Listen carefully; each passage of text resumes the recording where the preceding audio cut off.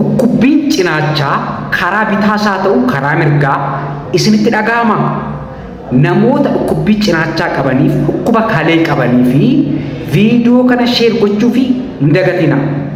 Dhukkuboota dhukkubbii cinaachaa fiduu danda'an keessaa tokko waa'ee cirracha kalee isinitti mara.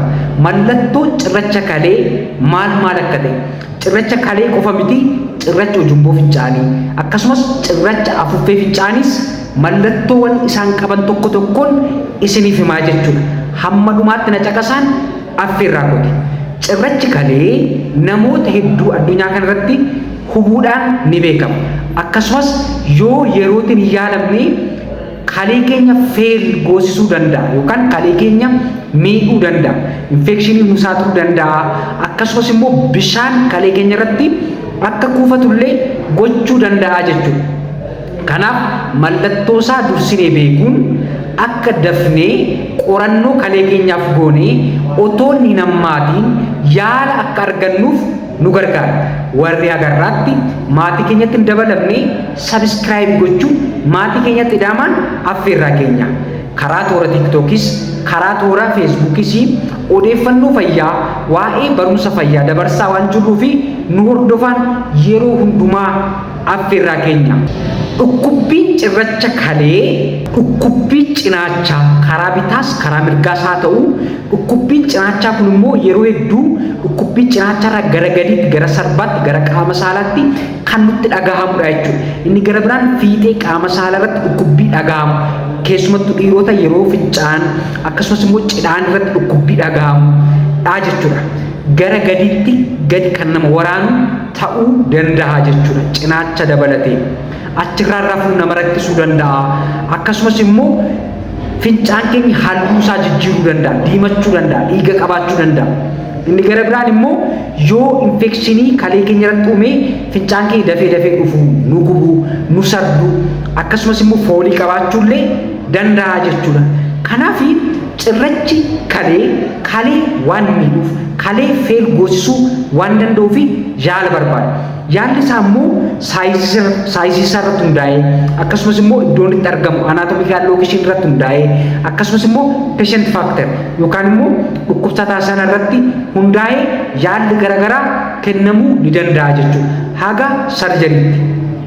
Inni tokkoffaani dhukkubbii namatti dhagahamuu fi antipeenii kennuudhaan akkasumas immoo bishaan akka isaan dhugan yoo cirrachi sun xiqqoo ta'e keessumattuu 5 mm gadi yoo ta'e akka isaan fincaan isaanii yeroo yerootti fincaanii bishaan dhuguutiin akka inni bahu ni gorfama jechuudha. Cirrachi kalee kun jechuudha.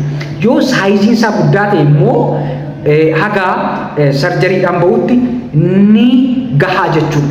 Akkasumas immoo otoo hin baniini meeshaa ammayyaa fayyadamuutiin cirracha kana caccabsanii baasuunis ni danda'ama jechuudha. Inni gara biraanii akkamittiin immoo cirracha kalee ta'uunsaa beekama. Qorannoo akkamii gochuu qabna yoo jettanii qorannoo fincaanii, qorannoo dhiigaa akkasumas immoo qorannoo altiraasaawundii fi raajiin illee barbaachisuu danda'a jechuudha. Qorannoon dhiigaa kaleen keenyi hojii isaa seeraan hojjechaa jiramoo hin jiru kan jedhu nutti mul'isuu danda'a. Fincaan irrattis akkasumas immoo altiraasaawundii fi raajiin biroon immoo cirrachi kalee sun eessatti argama? Inni gara biraan immoo kaleen keenyi maalirra jira? Bishaan kuufachuun jiramoo kalee irraa? Akkasumas saayiziin isaa immoo meeqadha kan jedhullee nutti himuu danda'a jechuudha.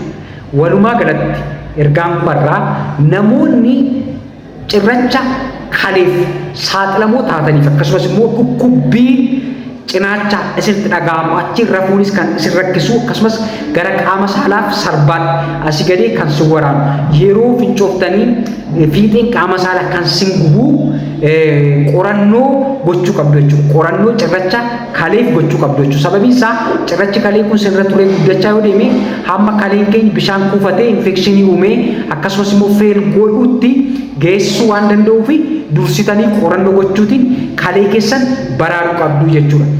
Warri mallattoo akkasii qabdan kalee keessaniif qorannoo gochuu barbaaddan lakkoofsa armaan gadii irratti bilbiltanii Dambal Kilinikii naannoo Askoo Addis Safarii Finfinneetti dhuftanii tajaajila kan argachuu dandeessu.